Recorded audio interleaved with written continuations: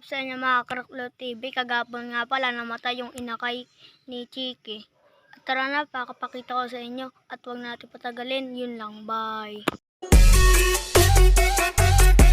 Si Bato sa isa ko si Chiki at iisa na lang yung itlog nila at yung isang itlog kagahapon napisa na. Kaso si Chiki naipit niya yung inakay at dapat yan maging lalaki para ipagpares ko sila ni Cherry.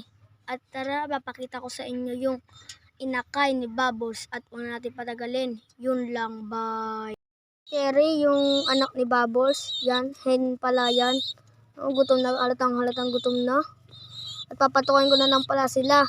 Yun lang, bye. Paano nga pala sila? Yan, nagkakagulo na sa sobrang gutom.